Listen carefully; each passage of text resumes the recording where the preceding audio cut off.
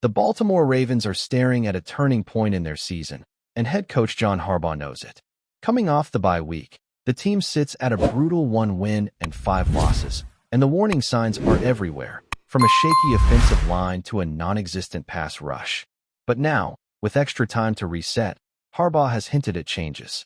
And not just the usual coach speak, we're evaluating everything type of changes. Real ones. Ones that could impact both the roster and the way this team functions going forward. Let's start with the obvious. Baltimore's offensive line is in serious trouble. You don't need to be an expert to see it, but the numbers confirm the disaster. Ronnie Stanley, once the anchor of this line, is sitting at 24th among all tackles according to PFF. Andrew Voorhees is ranked 40th among guards. Daniel Falale, 45th among guards. Roger Rosengarten, 38th among tackles.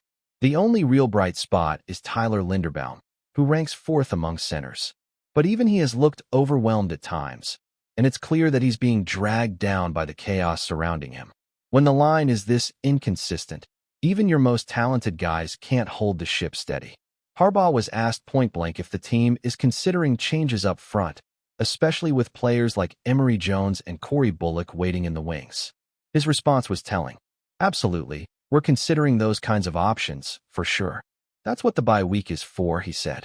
That's not a brush-off. That's a signal. They're looking. They're testing.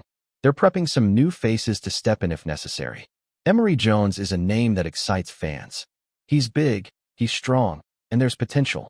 But the reality is, he hasn't played in a real game yet, and he's still coming off a shoulder injury that kept him out of all pass protection reps until now. Harbaugh noted that this week will be the first time Jones actually practices pass pro. So, even if he's promising, throwing him out there against NFL speed in Week 8 might be a little premature. Still, the fact that he's getting looks tells us the team knows they can't keep going with the same group that's getting bullied week in and week out. Then there's Corey Bullock. Now this is a guy who impressed during the preseason. He showed flashes of being a strong, reliable lineman with upside, and frankly, with how Daniel Falale has played, just about anyone would be an upgrade at this point. Falale has been a liability, whether it's technique, footwork, or just not adjusting to the speed of NFL defenders. He's losing his battles far too quickly. Against the Rams in Week 6, he got tossed around. And this isn't new. This has been a trend going back to Week 1 against the Colts. The coaching staff may love Falale's potential, and sure, he's made a big transition this offseason, moving from tackle to guard, but the results haven't justified the loyalty he's getting from the coaches. That's where the frustration comes in. It's one thing to struggle when injuries hit, but it's another when it feels like the coaching staff didn't prepare properly in the first place. Harbaugh admitted it indirectly. The team handed out starting jobs along the offensive line without real competition. That's the kind of decision that can sink a season. They didn't bring in veteran depth. They didn't challenge Voorhees and Falale for those guard spots. They rolled with what they had, and now they're paying the price. And making mid-season changes on the offensive line isn't easy. Teams guard linemen like gold, and nobody's giving them away. But that doesn't mean the Ravens can't try.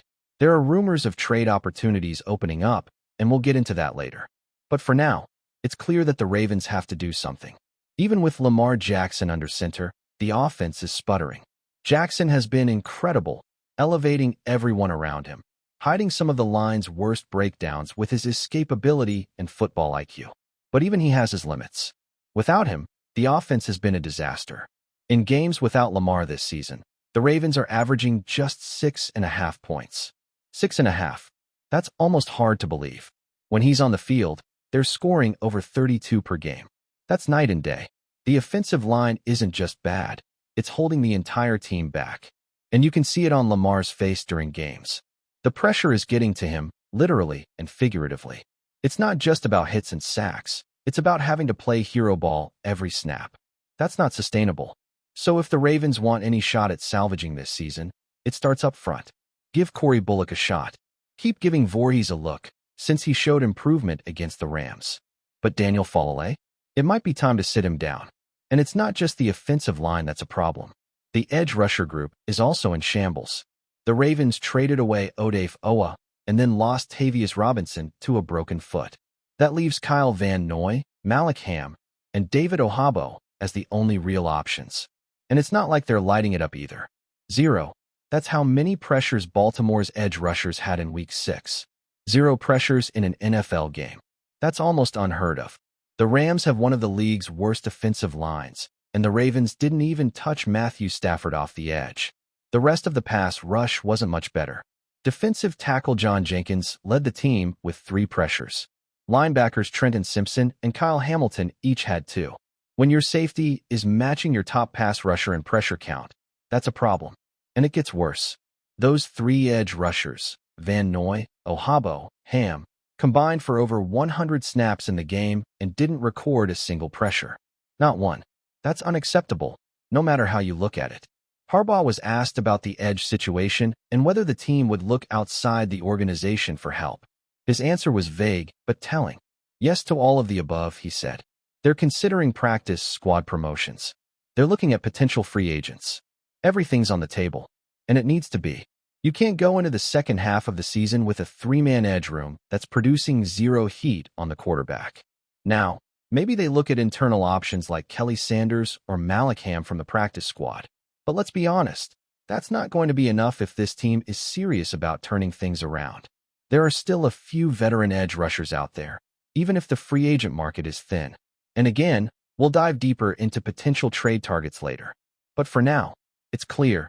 The Ravens are dealing with a roster that's been mismanaged in key areas, and those mistakes are coming back to bite them. Harbaugh's messaging makes it sound like changes are coming. The bye week is their chance. They've got to experiment. They've got to challenge their assumptions.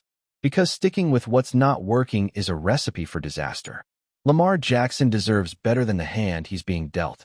And if the Ravens want to avoid wasting another year of his prime, they have to protect him.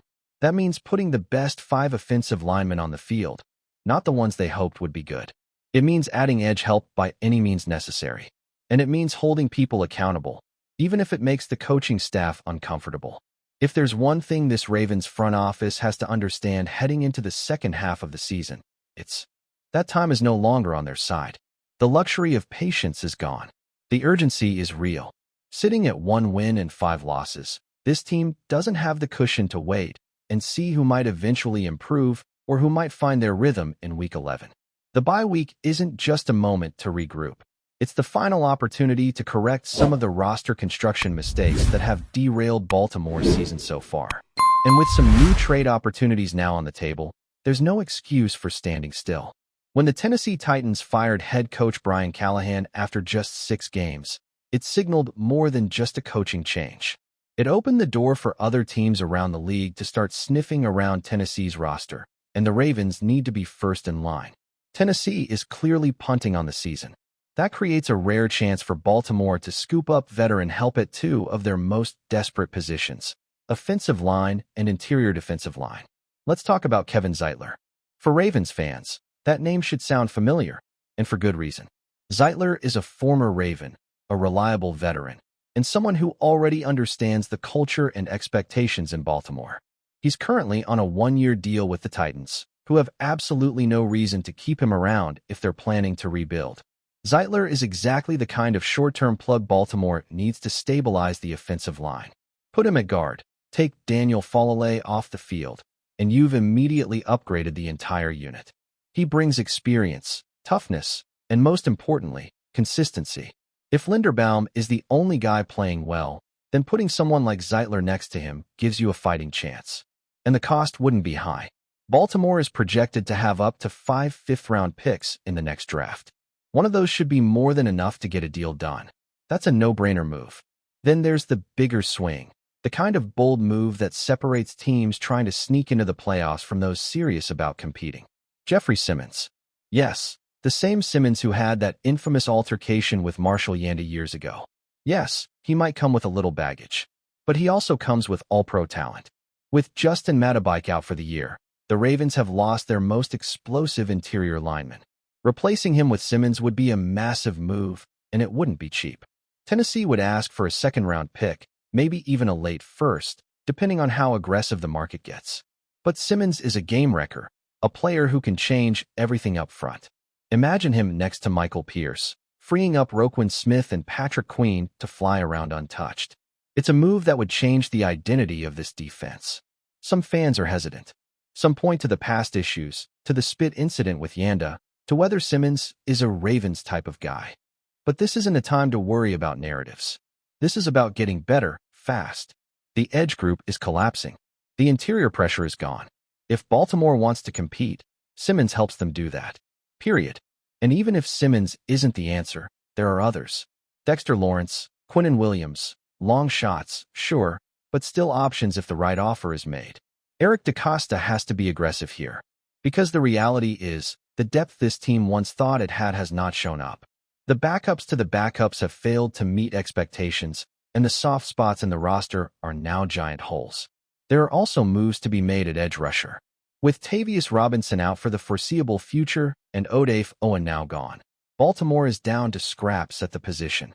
The coaching staff keeps bringing up practice squad options like Kelly Sanders or Malacam, and while those guys may have potential, this is not the time to gamble on development. You can't bet your season on a player who's never taken meaningful snaps in an NFL game. This defense needs juice off the edge, and they need it immediately. Whether it's signing a veteran off the street, swinging a small trade, or even bringing back someone like Tyus Bowser, who at least knows the system, something has to be done. Zero pressures from your edge rushers in a single game is a red flag you can't ignore. Meanwhile, the coaching staff is under fire, and rightfully so.